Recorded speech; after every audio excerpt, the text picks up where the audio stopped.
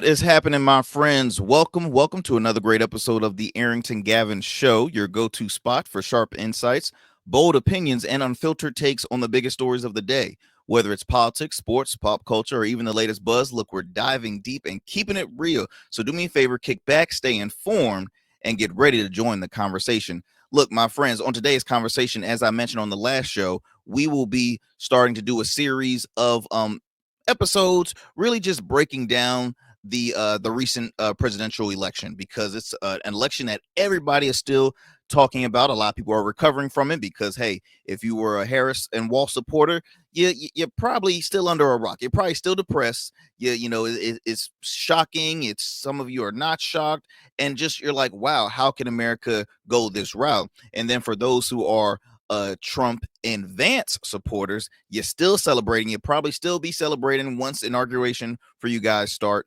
So look, as I mentioned before, we want to keep on breaking it down and really get into the nitty gritty. And I couldn't do that alone. So, I had to invite my good friend, Dr. Eric Claville. He is a political and legal analyst, host of the award-winning Claville Report, radio host. He's an all-around renaissance man. First of all, he is in my hometown of Hampton Roads. He's Hampton Roads political and legal analyst. When it comes to politics, there's only one voice that I always go to, and that's my good friend Dr. Eric Claville. And the last time I had him on, we were talking about the election. He gave his predictions, and he was pretty solid in the most round until we hit that presidential ticket. Which, hey, he's not the only one. A lot of other great minds had predicted, well, it's going to be, a Harrison Walsh win, most likely landslide in the electoral college, but no one saw this one coming. No one saw this one coming. It ended up going in Trump's favor. He ended up winning the electoral college and even the popular vote, which tells me that there were less Democratic voters that voted this year. Or they a part of the undecided? Were they a part of the, hey, I'm gonna choose the couch and not vote for anybody? Like, it was a toss-up of so many. Now, I've shared off my opinion about this race. I'm pretty frustrated with the Democratic Party. And the reason why is because of strategy. Now, I'll talk a little bit more with my good friend, Dr. Eric Claville. But before I do so, again, my friends, you are listening to the Arrington Gavin Show. We air weeknights wherever you listen to your podcast, whether it's iHeart, Spotify, you name it. Hey, you can tune into the Arrington Gavin Show. You can also watch us on the streaming platforms of YouTube and Rumble, as well as Facebook. But YouTube and Rumble, please subscribe to our YouTube channel, R Smooth Club Media, the letter R and then Smooth Club Media, as well as on Rumble at the Arrington Gavin Show. Do us a favor. You can follow us on our social media platforms, Instagram at the Arrington Gavin Show, as well as on X, formerly known as Twitter. You can also check us out on our radio affiliate WDJY 99.1 FM Straight Talk as well, Monday through Fridays at 11 p.m. Again, we keep it real here on the program, and I truly appreciate those who take the time out of your busy schedule to tune in yet for another great conversation with your boy. Before I bring on my good friend, I have to start off with a quick fun fact of the day, because look, I want to have as much time as I can with Dr. Eric Claville, because he's a very busy guy and there's so much I want to impact with this election. So let me go ahead and bring off our fun fact of the day, because it's a tradition every time before we get on into our topics.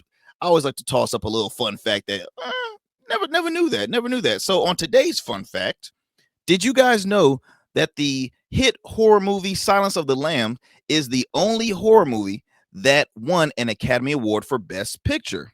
Did you guys know? The 1991 horror film that starred Jodie Foster as Clarice. I can't even say it like Anthony Hopkins, but Clarice Starling, the FBI agent that is assigned that will change her whole job career. She's assigned working with a serial killer known as Buffalo Bill. And it was a dope movie. I'm a horror film guru, and again, that is one of that to me that continued the trajectory of Anthony Hopkins, really as that horror film villain. And it's funny because he's the total opposite in real life. Like, it's showing him like enjoying life. He's very horrifying-ish, I guess that's the word. But yeah, he's the total opposite. But just felt like giving you that fun fact because, hey, that's what we do here on the show. So now you can start a conversation and be like, hey, look, did you guys know that there's only one horror film that received Best Picture in the Academy Awards, and that was Silence of the Lamb, which is still by far one of my favorite horror movies. I'm a horror film guru. The Shining, Misery, old school horror and suspense films.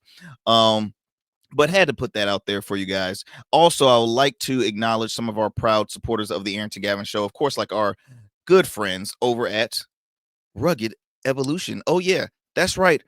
I'm not just the owner, I'm also a client. Rugged Evolution Beard Care is an all-natural men's grooming line that offers over 17 scented beard balms, beard oils, conditioning shampoos, everything you need, my friends, to help enhance and take care of your facial hair care needs, especially the skin underneath the hair. So they have amazing products, and you can find them wherever you, as far as Amazon online, Walmart online, even their website, ruggedevo.com. Again, they're an amazing company. And hey, it's my baby. It's what brought me on as far as a small business owner. So look, check them out again at www.ruggedevo.com. You can also follow them on their social media platforms at Rugged Evo or ruggedevolutionbeardcare.com. Look, it is No Shave November currently, and a lot of guys, hey, it's about that time you get growing out that facial hair, as well as we're tying into the holiday season. So again, be sure to treat yourself, or hey, ladies, treat that special man in your life, that special bearded gentleman in your life with some great products. Again, I highly recommend Rugged Evolution Beard Care. All right, my friends, look, we're going to take a quick commercial break. When we come back, I'll have on my good friend, Dr. Eric Claville. We're going to impact and dive deep into this post-election season, and really, really do a good breakdown. So don't go anywhere, my friends. You are listening to the Arrington Gavin Show.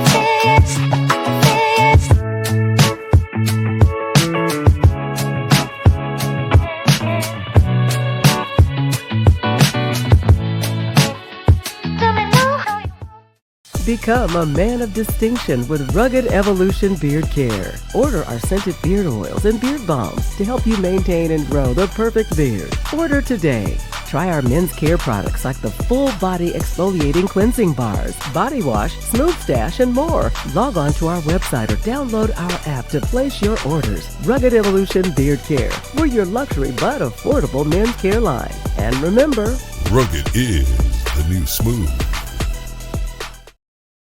All right, family, welcome back. Welcome back to the Arrington Gavin Show. I'm your host, Arrington Gavin. Look, as I mentioned earlier in the program, we're still talking about this presidential election, really just the election cycle, local level, federal level, but of course, mainly the presidential race. Not a lot of people saw this coming. So look, I wanted to call the experts. I wanted to talk with the experts. And on today's show, I have my good friend, no stranger to the program, my good friend, Dr. Eric Claville. Dr. Eric Claville is a political legal analyst, as well as the host of the award-winning Claville Report. My friend, Dr. Claville, how you doing, sir? I'm doing well. Just so glad to be with you again. Man, first of all, I want to ask: have you got plenty of rest since the? Not at all. Not at all.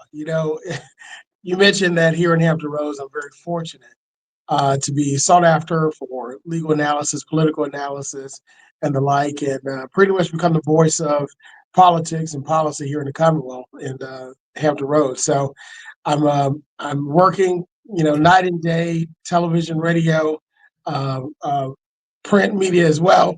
Excuse me. As you can see, I'm losing my voice. That's what I'm saying. You've been everywhere, so you've been everywhere. I've been up, late nights, early mornings, but it's a blessing.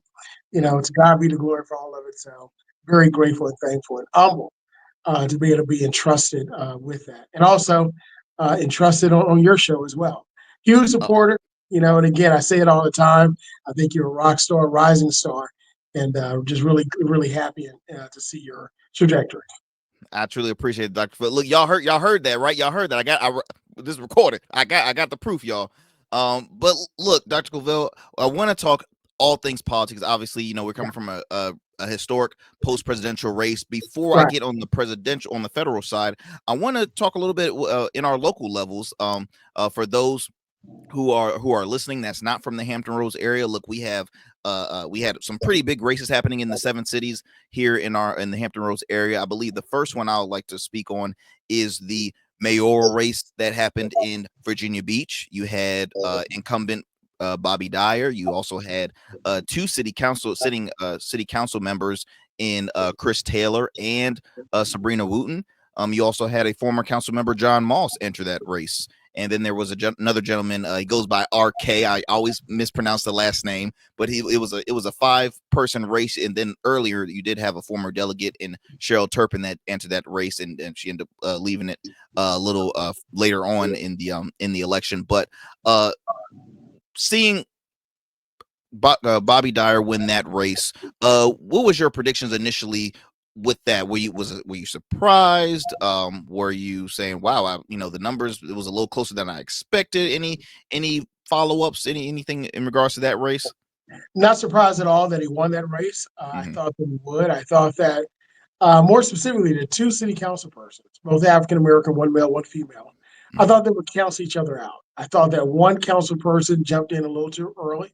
I Mm-hmm. thought they weren't as seasoned, and I think that the voting electorate in Virginia Beach really didn't know him or who he was.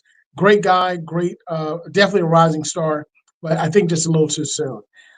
There wasn't a lot of money spent. I think Mm-hmm. Sabrina Wooten, you saw a lot of her signs, huge signs, so she had a lot of name recognition as well. But again, I think for the most part, you had those 2, and then you had the other 2 that canceled themselves out. So therefore, Bobby Dyer just pretty much rode the wave like he usually rides it, and cool, calm, and collected, and he rode it to victory. I know, and now we're going to see some special elections for those city council races. Well, actually, Yeah. I'm sorry. For District 8, they have already had a winner for that one, and then so no special elections. I apologize on that one. But then moving on to the city of Portsmouth, right? City of Portsmouth to me was a shocker because you had the incumbent Shannon Glover up against his vice mayor Lisa Lucas Burke, who's also the daughter of by far one of the most powerful women in the state of Virginia, in Senator Louise Lucas. And I thought I was actually pretty shocked at that one because I just really, I guess I assume with name recognition, with the viral sensation the viral moment that she had on social media when she hey, had an issue, and it was all on social media and even made it to national news. Were you anywhere shocked on that race in regards to the mayoral race in the city of Portsmouth? I was. I thought because of the money that was spent, the name recognition, the work that Lisa Lucas Burke was doing in the community, on the ground, her years in public service, committees, and the like, I thought all that would push her a little bit over. I didn't think she would win by that much. As a matter of fact, I thought she would win by the same amount that she lost by, Mm-hmm. 1,050 votes. So the lesson in that is every vote counts. If you don't think your vote counts, remember the mayoral race in the city of Portsmouth 2024. But also keep in mind you had a third party candidate that Mm-hmm. received about 2,500 votes. And 2,500 votes, even if you split it, or if the challenger, the vice mayor, receives about 60% of it, she Mm-hmm. wins. So, well, 60, 70% she wins. So with that, again, every vote matters. But again, it's not as if Shannon Glover was a bad mayor at all. Mm-hmm. And he has a lot of goodwill in the business community. And his voters, his supporters got out and voted. So the other lesson from that particular race is get your supporters to the polls. Your Mm-hmm. supporters to the polls, guess what? They vote for you. So the more you get your base and supporters to the polls, the more votes you'll have. So I thought Mm-hmm. that was very instrumental as well. Awesome. I'll just speak on one more local race, and that's in my home city of the city of Chesapeake. They also had a mayoral race that made headlines locally because you had a sitting councilman Don Carey who did a party switch. He ended up he was initially he ran for state delegate as a Republican. He was endorsed by the Republican Party when he was running for city council, and then in the most recent months he switched and turned a Democrat and received the endorsement from the local Democratic committee in Chesapeake and ran for mayor. The race wasn't it wasn't by a landslide. I think he received about a little over 52,000 votes. But a lot of people are still, going in conversations that I've been around, they still bring up the flip flop, which I guess residents, voters are still not. They don't fully see the trust, I guess, from that aspect. Any takes, anything on that race? Yeah, I thought that was a small hurdle to overcome. I thought he did a lot in the community to kind of overcome that. So I thought I didn't think that would be an issue. I thought that there was a lot of momentum that he probably could have had as it relates to him, excuse me, winning the court case. I thought for sure that would push him over the edge and have a lot of goodwill. So to your point, I was shocked that he lost that race. Got you. Well, I would like to. Oh, I think I hear a little echo. I'm sorry. Oh, sorry. Yep. There. Oh, there we go. I want to speak on our federal races. So, incumbent Congressman Scott win. I don't think that was a big shock to anybody, but he's a very iconic name in the Hampton Roads area in the state of Virginia, and he won his re-election. Now, one race that you predicted you were successful in is Congresswoman Jen Kiggins, and I believe that was District 3? District 2. District 2, I apologize. District 2 against a Democratic nominee, Missy Cotter Smazel. Any thoughts, any things you would like to speak on that race? Well, I think the rejoin of the lines really helped keep that district reliable Republican for now. However, I think that the right candidate can push that district to the brink of flipping. So I think it'll take a little time. I think we'll take a look at the Trump administration, and I just don't have a lot of faith that a lot of good things are going to happen there. I think you're going to get a Democratic wave to come in the next 4 years because of what will transpire during an administration. So I think at that time it will flip. I agree with you on that one, because I will say Virginia all around was pretty successful. We had Tim Kaine win his election, U.S. Senator Tim Kaine, like I mentioned before, Congressman Bobby Scott. Jennifer McClellan won her race as well. I believe the Speaker of the House won his election. Delegate Don Scott won his. So it was a pretty successful round, even as far as you mentioned it with the blue wave, because it did. Kamala Harris did win the state of Virginia. That being said, I got to talk about the Super Bowl event that a lot of people are still talking about. The main carded event. No one could predict it. I'll put this out there first. I am extremely frustrated with the Democratic Party as far as strategy wise. I personally think, Dr. Claville, that and I'm a bit frustrated with President Joe Biden, because the initial promise to the public was that he was going to be more of a transitional president. He was going to be a one-term president. There was no seeking a re-election. The main goal was, and I've said it many times on this program, I looked at President Joe Biden as the almighty replacement. The goal was to get President Trump out of office. You accomplish that, okay, and then you start, you do what you have to do in your 4 years, but while you're doing that, also plan to see who can be next in command. I think he teased that re-election role a little too long, and it was too late. I mean, you gave your vice and Kamala Harris less than 4 months to run a full campaign, or maybe about 4 months to run a full campaign. And you have to remember that she's going to have to be the spokesperson for the current administration. She's also a female, and also a female of color. And and people also remember in the past time she ran for office, she didn't have a successful run for presidency. I'm pretty sure I think she left during the primary, and I don't know if it was because of funding, but she left during the primary. So a lot of people just felt like it was a disservice, because it's like we didn't really have a proper primary. Yes, a lot of the party, came together and said, no, we're going to support her, we're going to back her. She's obviously very qualified. She was a prosecutor, district attorney, U.S. senator, and also vice president. So obviously on paper she's qualified. But I just think the messaging was bad. I think the strategy was bad, and they really shot themselves in the foot. And I don't know in this case how the Democratic Party could really recover after this election. Me personally, I know that was a mouthful, Dr. Claville, but please, the floor is yours. Well, no, you bring up a lot of great points and a lot of points that a lot of pundits are talking about Monday morning quarterbacking. And it's called the Biden and blame game, right? Mm-hmm. So let's first start with Biden leaving the race after the debate and giving her 4 months to run. Well, first of all, the Democrats knew who Joe Biden was before he announced reelection. Now, I will say when President Biden came to the Hampton Roads, I had a chance to meet with him. And I shook his hand and we talked and had some words. And after my initial meeting, I told some colleagues of mine, I said, I don't think he'll make it another 4 years. It just age had caught up with him. And let me tell you something. There's nothing wrong with aging, especially aging gracefully. As an 80-plus-year-old man that does what he does, that's a blessing to have that schedule. I want to be able to do that when I'm 80-something, right?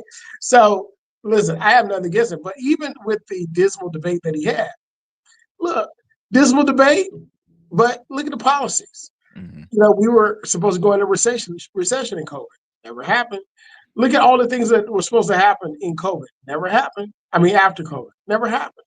So look who we have on the Supreme Court. The first African-American woman in the history of the country, Joe Biden. The first Black female president in the history of the United States, Joe Biden. And so the first African-American Secretary of Defense, Joe Biden. So many great things that took place, so many good policies.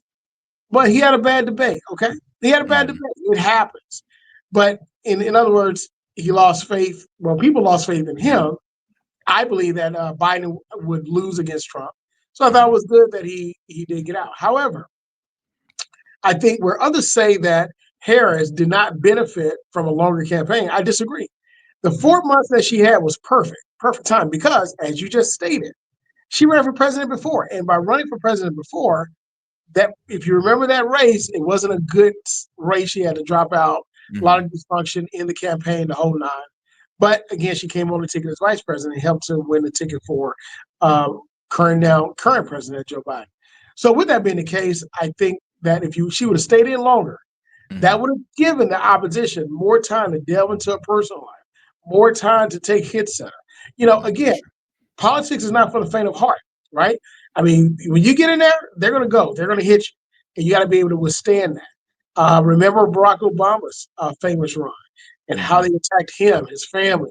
You remember his grandmother who raised him after his mother died, passed away. The tears he cried on stage. Different things like that, right? Even now President-elect Trump, 45 and 47, even he said Ted Cruz dad assassinated JFK, and he called his wife ugly.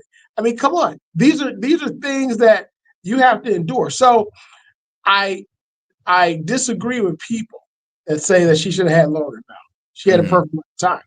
I think the strategy, which is something you're frustrated with and others, was flawed. I think that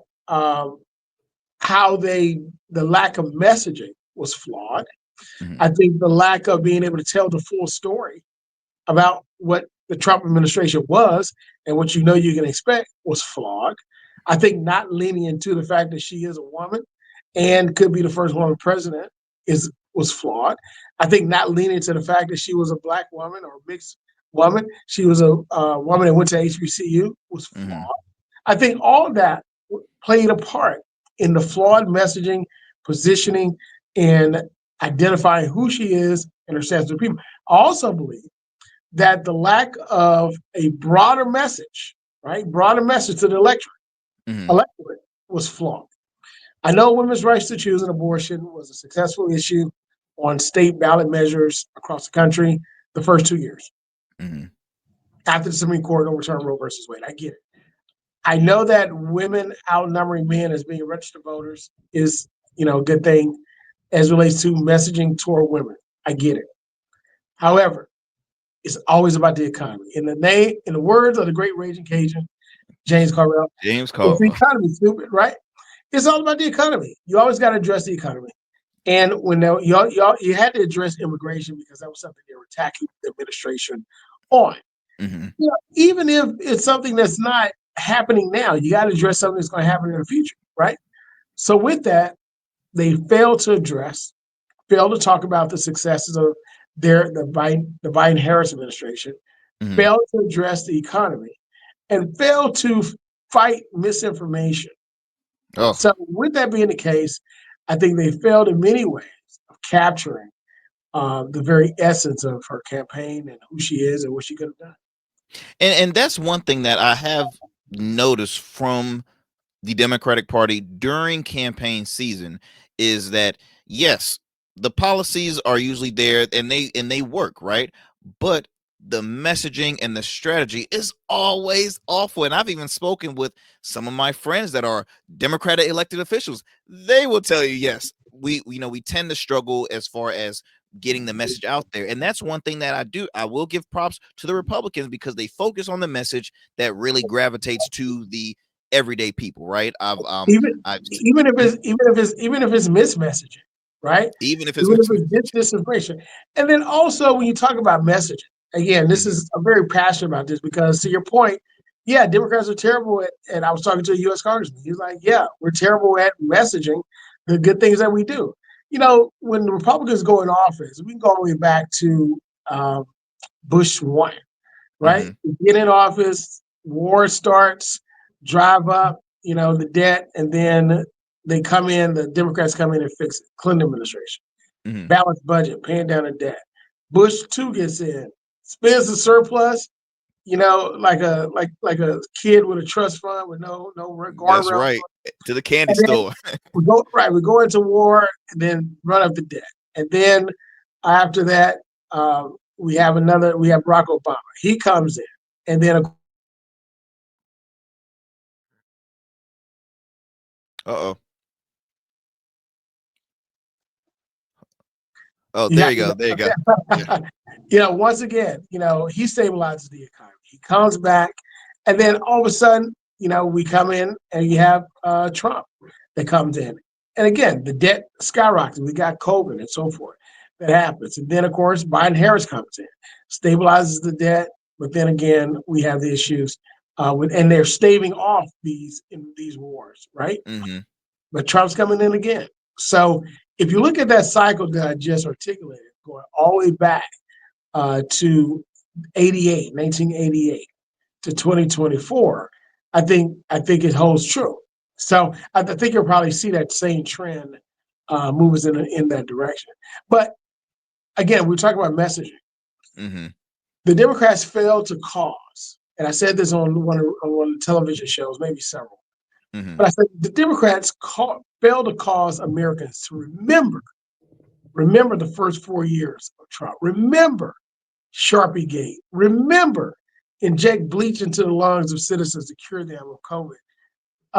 To remember January 6th. To January remember, 6th. instigating that insurrection where they brought a guillotine on the Capitol grounds. A guillotine, something that was utilized during the French Revolution. A guillotine. You understand what I'm saying? And that's what worries me, Dr. Claville, because at the end of the day, I'm a person that is very fair. Hey, look, when Donald Trump won when he first became president, I'm like, you know what? It's not my pick, but hey, he won. Respect the position. Hey, look, why let's see what he does with the 4 years, right? And when you see, as you mentioned before, the timeline of a lot of the traumatizing moments in our society, especially January 6th, which still blows my mind the fact that he Right, considers yeah. them heroes and innocent people, people that actually vandalized state property. Um Or the and fact then that it on actually happened. and the and you know How what, about it's quick, very very quick, sidebar. When that moment happened, I forget, I'll never remember. I feel like it was just yesterday. I'm coming in the house, my wife is sitting on the couch watch TV, and I'm thinking she's watching like White House Down or Olympus Has a Fallen or movie, something. right? I thought it was a Yes, movie and I'm too. like, why? And I started turning from different news networks because everybody had a different angle, and I'm like, oh my goodness, this is not just they're not just coming from they're coming from this way. And it blew my mind. It really did. And the first person I called was my sister because she works for FEMA, and so FEMA is literally like diagonal from the office is diagonal from there, and so that's the first person I called. But just by naming those things, and not even that, Dr. Cavell, the people that he locks shoulder to shoulder with. I'm talking like Steve Bannon. I'm talking Nick Fuentes. I'm talking I mean Alex Jones is a huge supporter of. I mean like Vladimir, really look, strong. Putin, Vladimir Putin. He in my Vladimir Putin. I mean, it's just there's so many individuals that I'm like, people, you have to realize this is not okay. I mean, they could have had any Republican candidate, in my opinion. I'm like, okay, that's fine. It's not the party thing for me, it's the person. And I just feel like America, the majority has spoken, and we don't have a moral compass. Like you mentioned before, it's always going to come to the economy, which hey, I understand people have to, money does affect the way of living. I think that on the left, they thought that the women's reproductive rights was gonna win by a landslide, and it turned out it wasn't the top priority. That I mean, you look at what 55%, I believe, of white women voted for Donald Trump, and I've seen other news pundits and anchors. And then when you boil that down, let's talk about the women vote. For the third presidential cycle in a row, he won white women vote, right? White women vote. In addition to that, when you break that statistic down, white women, rural America, blue collar, working class, non-college educated, almost 69%, almost 70%, almost 7 to 3. If you line up 10 women, 10 voters, he got 7 of those, right? 7 of those white American women. I mean, those are the stats. And then not that, Dr. Claville, even the Latino vote was pretty high. But might I say, I just read an article before I got on 60-40. Yeah, 60-40, and then a pro-Trump supporter just won governor in Puerto Rico. And it's again, you think of like, wait a minute, what's something? My head is scratching here. Like, didn't just see the same Madison Square Garden rally that I'm sorry was a little bit on the iffy side? I mean, in my opinion, it was just, to say the least. It was a lot, and so again, everybody's just like, wait, where do we go from here? Because you mentioned the women vote, you mentioned the Latino vote, which again, it's all about strategy and messaging. And now another big question I would like to ask Dr. Claville is, let's even break it down even more. Where does the Democratic Party, in your opinion, go from now because of this loss? Because this is hard to overcome, because you're looking at the Republicans winning majority of the Senate. Well, excuse me, won the Senate, and then right now I believe they haven't really called House yet, but it is very close. And then we're looking at a majority of conservative Supreme Court. I mean, it's like this is a red light all day, every day. Arrington is what I call the possible grand slam of federal political election. The executive branch, both houses of the legislative branch, and the judicial branch could all be Republican control by the end of this week or next week. So think about that. Now, with that being the case, control of the Senate is very important, because keep in mind, Mitch McConnell instituted the nuclear option as it came to Supreme Court, as it came to federal judges, and which include Supreme Court justices. With that being the case, what that means is that there are some things that the founders of our country said that we need at least two-thirds vote to actually make this effective. Because if we don't, then we're going to have these extreme sides. In other words, to get 2/3, you got to have somebody that's kind of in the middle, leaning slightly left, slightly right, right? But when you have 50 plus 1, you could be over here or you could be over here. You got 50 plus 1, right? So, to your point, that's going to be an issue as relates to this administration, if they're able to have that grand slam. Now, you're asking, where do Democrats go from here?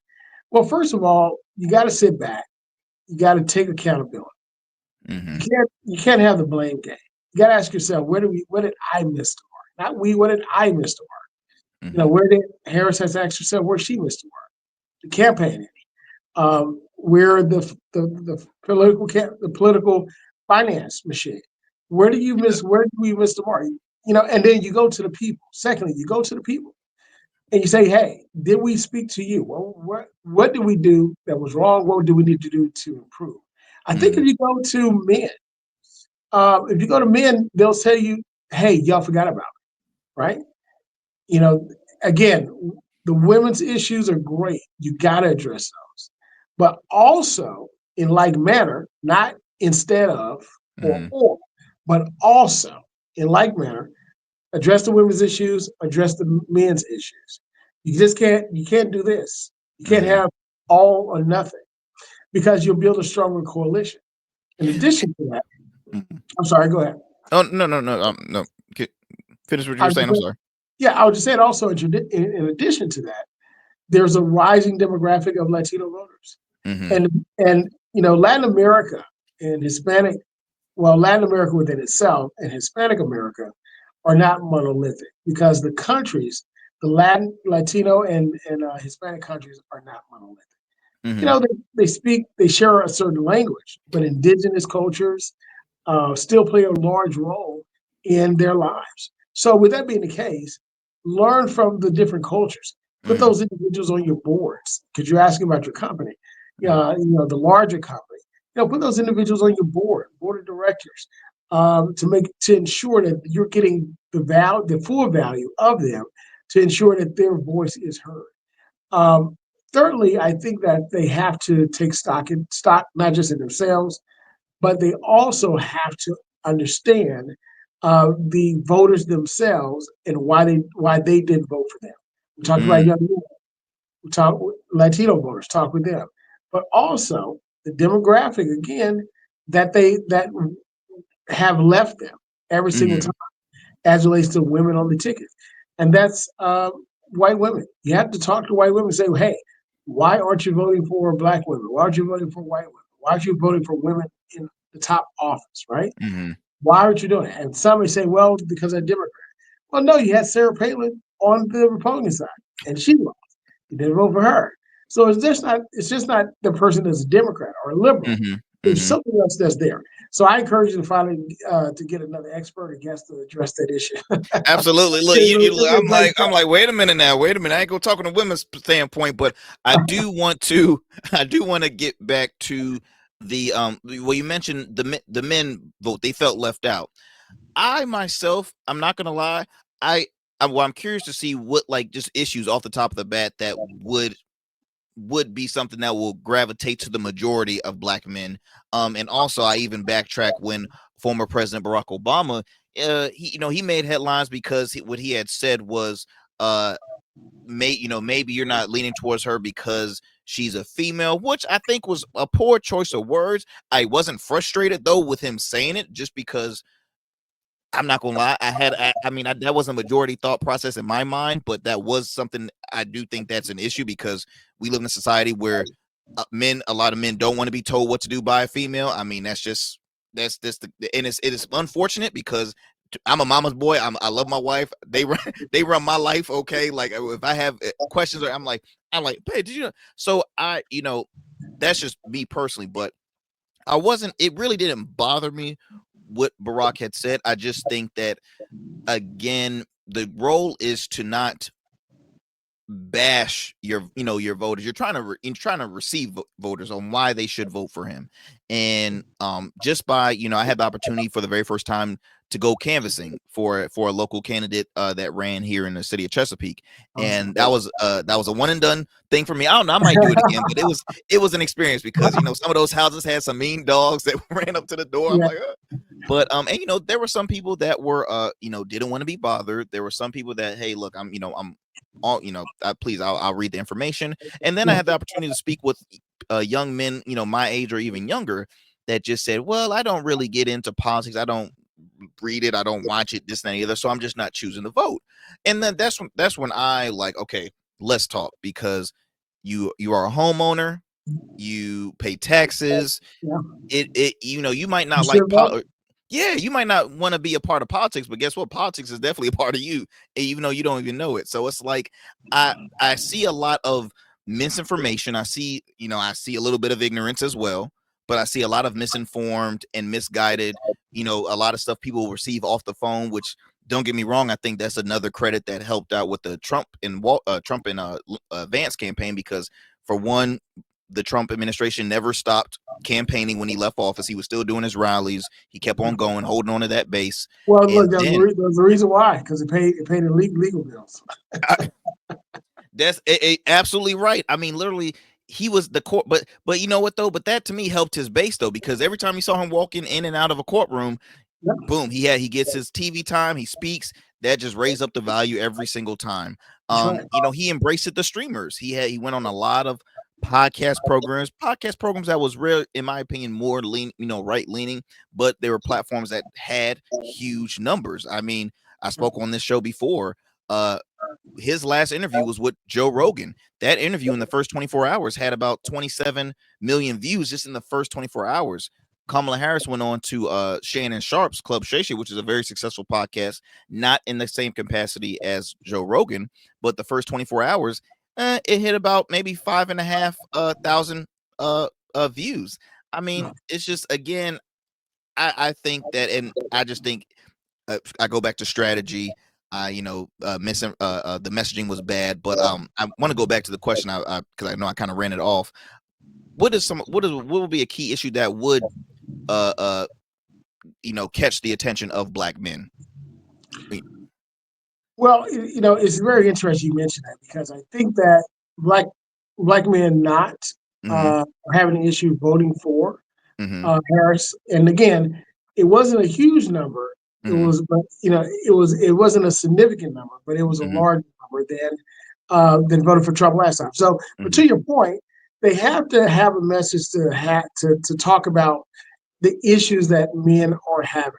Young men, older men, black men are having issues in the workplace, right?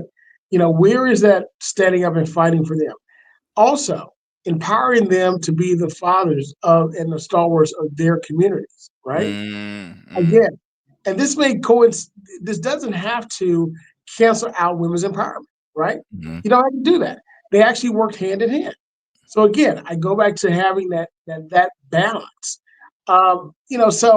And also addressing education and the school to prison pipeline, because there are a lot of young black men that are targeted in schools, that are targeted for quote unquote behavioral special classes because they have behavioral issues, when they may be going through some things that as a young man, you don't want to talk about. So different things like that. Again, just being real, talking with it, and not being ignored. And that's the real issue. They were ignored. And here's the other reason why Trump won, because he spoke to the forgotten voters, the voters that the Democrats totally continue to ignore. It's not the first. It's not the first time. Joe Biden won the election because there were areas of blue states that overperformed. And there were other states. Again, it was COVID. It was a terrible time. And the president at the time, President Trump, did a terrible job, with just chaos daily around this. So with that, I mean, when we talk about that, those are some really, really, really main issues that the Democratic Party has to get right if they're going to be competitive. You got to address the voters that were forgotten. You got to have a message for young men 18 to 29. Those are the men that may not go to college. They're going to go to the military. They're going to come out and work a good, decent 9-to-5 job. Those are the men that you got to talk with and have a message for. Because usually if they're married, they're the heads of their home. And we saw what impact that had with women voters who are married going to go vote for Donald Trump. They didn't want to vote for him, but because they're married, they did it because their husbands, they voted in tandem or was told to vote for them. So when we talk about what the Democratic Party has to do, they got to go back, take accountability for themselves, get a message for Latino voters, a message for young male voters, and they also have to simply ask themselves, hey, is it time for new leadership at the top? And you got to deal honestly with that, right? And then once you do so, a new crop of leaders will spring forth. I couldn't agree more with that, Dr. Claville. I look real quick, because I don't want to take too much of your time. I have just about a few more questions. But when you mentioned that leadership role, I did follow. I did read up recently that the DNC chair Jamie Harrison will not seek a re-election as the chair after this Of course, election. of course. It's just, yeah. So again, new leadership. The first question, the first thing I want to ask is, do you think there will be a rise now in possibly like third party options? Because okay, you have the Democratic Party in rebuilding stage after the 4 years for Donald Trump. Most likely, I think he might have a few members that will still try and try and promote the MAGA movement, as the Matt Gaetz, Marjorie Taylor Greene, his diehard people. But I'm pretty sure the Republican Party will be in a rebuilding stage, because a lot of the original GOP members went on to support Kamala Harris in this recent election. So in the rebuilding stages of the two, major parties, do you see that as an opportunity for third parties like the Libertarian Party, like the, any of the independent parties? I think so. I think those are parties that will see an increase. But if I was the Democratic Party, I would say, listen, let's build this coalition. You guys continue to advocate for the issues you want to advocate for. Green Party, the environment, Libertarian Party, and their values. But when it comes down to this election, understand, let's work together. You can get in that your voters become our voters, because we can work out a cabinet position, right? We can work out some policy issues. You can work those things out, but you got to get something going. You got to get it going fast, because midterm elections start very soon. Wow. What do you think will be, what's your prediction on the Trump administration? I mean, a lot of people are already assuming how this is going to occur, but Gavin, there is no guess. He told you, Project 2025, Agenda 47. Go to his website, donaldjtrump.com, click on Agenda, and it'll show you Agenda 47. The 20 summaries of Project 2025. And again, go to the website, project2025.org is right there. It tells you 900 plus pages what they're going to do. Agenda 47 takes those 900 plus pages, condenses it down to 20 summary points. I don't have to guess. You don't have to guess. And that's the thing about this election, is that they showed you and they still said, we don't care. We're going to vote for you anyway. You're a convicted felon. We don't care. We're going to vote for you anyway. You're going to be possibly sentenced in December and inaugurated in January. We don't care. We're still going to vote for you anyway. All of the egregious things that he said and terrible things about individuals, peoples, countries, places, and things, they said, we don't care. We're going to vote for you anyway. So leaving this show, one thing that I want to make sure I announce to the entire audience is that continue to be engaged in the democratic process. Go to city council, school board meetings, not to raise sand, but to sit there and understand what happens, the process, the impact it has. Not only that, but get involved in registering to vote. Get involved in town halls. Get involved, because if we don't hold our representatives accountable, if we're not there to get involved, then what ends up happening is that if you don't have a seat at the table, you're usually on the menu. Well said, sir. My last question was, what do you think is going to be next for Vice President Kamala Harris? Do you think she's going to stay in politics post, White House, or is she going to kind of lay low for a while and, I don't know, maybe become like, what do you think will be next for her? Historically, individuals that have lost the election for president usually don't do too much, because it's not too much to be able to do. Now, I think in her case, because she's very unique in her history-making position that she had, I think she'll definitely could go into a corporate setting. She definitely could go into entertainment, with her husband. She could go and become a U.S. senator back in her home state. She could do all those things. But one thing she can't do again is run for president. That's not going to happen. Yeah. I think that's what hurts even more, because I spoke with my niece, Dr. Claville, who is a sophomore, starting her sophomore year at Howard University, and she was there, I believe, when they had the watch party. Was pretty sad, and then when she spoke at her, when she did her recent conceding speech, she was just boo-hooing. She could not take it, was because it's sad seeing, so especially in this day and age. And I mean, it was a sad moment, to witness for her. But again, that's why I think it hurt even more, because they're like, okay, can she repeat? Can she, everybody, all the support that she had this time, can it happen again? So yeah, I'm kind of on that stage too. With And, another thing, I'm a little biased because if she would have won, my son, who is the drum major for Howard University, 2 years, he's a 4-year marching band, 2 years drum major. He would have led the parade. So, oh, oh, daddy and mama and family would have been proud. oh my gosh, man, hurts even more. Well, look, Dr. Claville, my friend, thank you so much. Look, what's next for you, sir? Because I know, look, you're not going to get any sleep. I'm assuming until inauguration. So what's going to be next for you? Well, next for me is that we have a special project we're working on. I can't announce it just yet, but we're continuing to do our every Sunday radio shows, The State of the Water, where we bring movers, shakers, and policymakers to you to discuss issues important to the community, and the Claville Report, Law, Policy, and Politics, both airing on WNSB Hot 91 Solar VA. You can find it on the TuneIn app or 91.1 FM on your dial here in Hampton Roads, but airing every Sunday at 10 a.m. and 12:30. That's 10 a.m. and 12:30 respectively. And then also still doing my analysis for local stations, but we are moving in the direction for it to launch a new project. So we're very excited about it. Can't announce it yet, but I will come back on the show and let you know what it is. Awesome. Well, Dr. Claville, I always thank you so much for taking the time out of your busy schedule.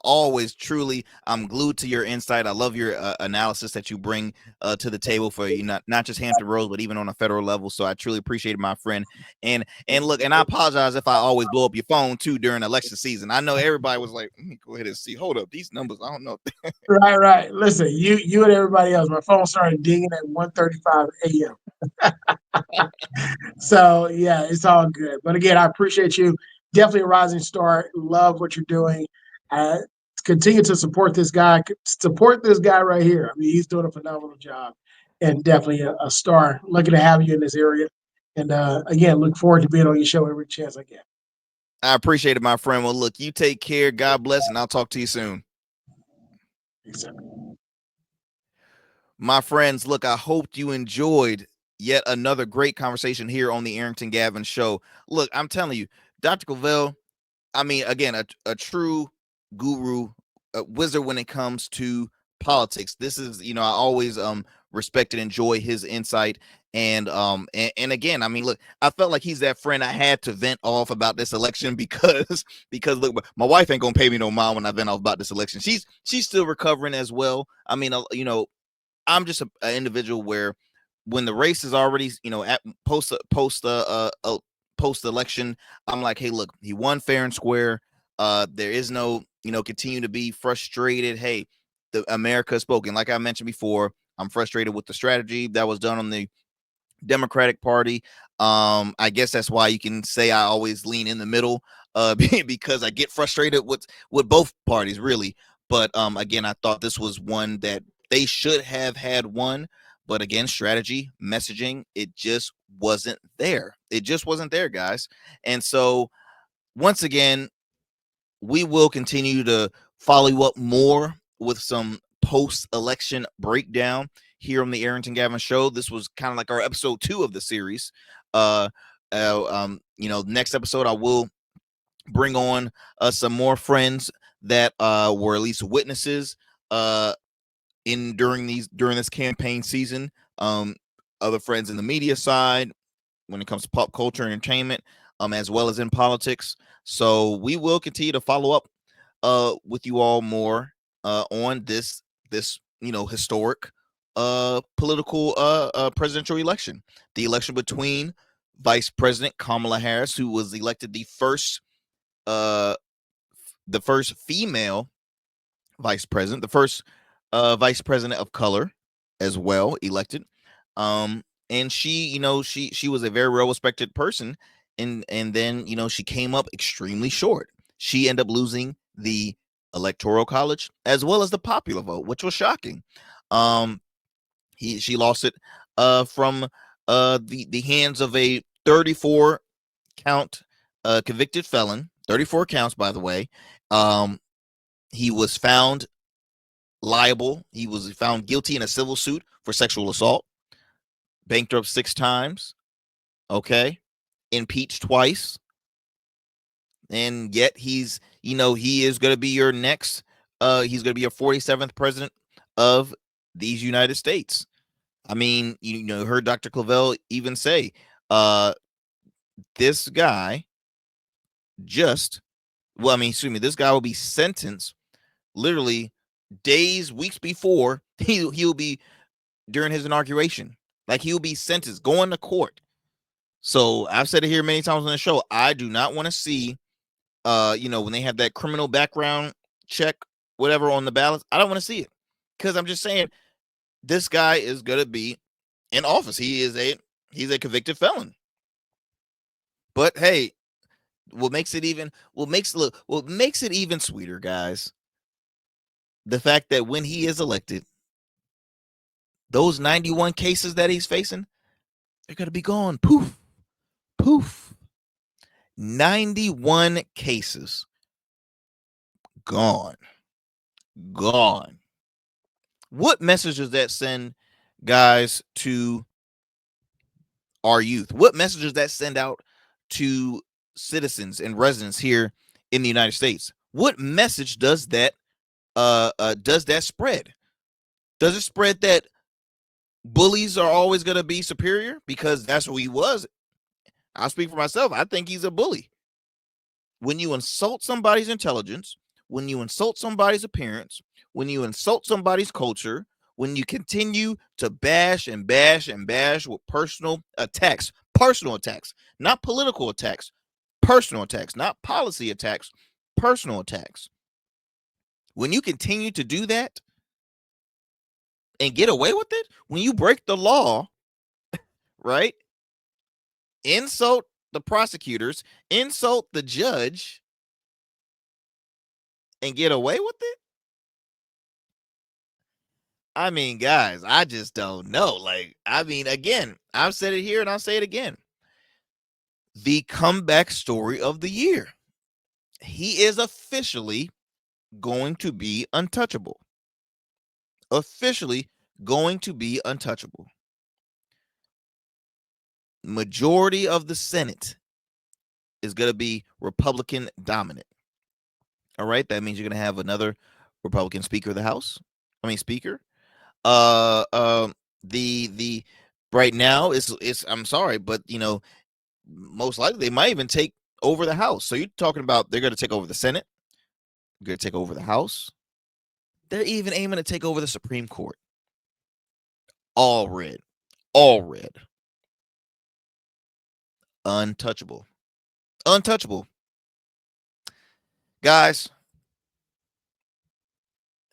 I'm not going to continue to banter even more. I think you get the picture of how I feel about it, of where I'm going with it.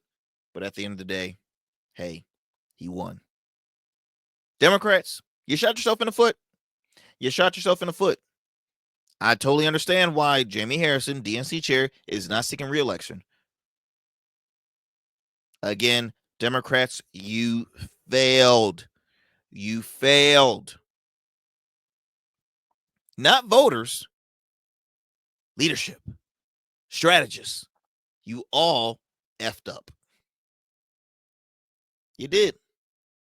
Guys, that's my time. Continue to tune into the Arrington Gavin Show Monday through Fridays at 11 p.m. on WDJY 99.1 FM. Straight Talk, as well as wherever you get your podcasts. Also on the streaming platforms of YouTube and Rumble. Continue to support your boy. Till next time, y'all stay safe out there. Peace and blessings. Don't do anything I wouldn't do. Have fun. Keep a smile on your face. Stay positive minded. All right. Keep the ignorance out. More common sense and not nonsense. Peace and love.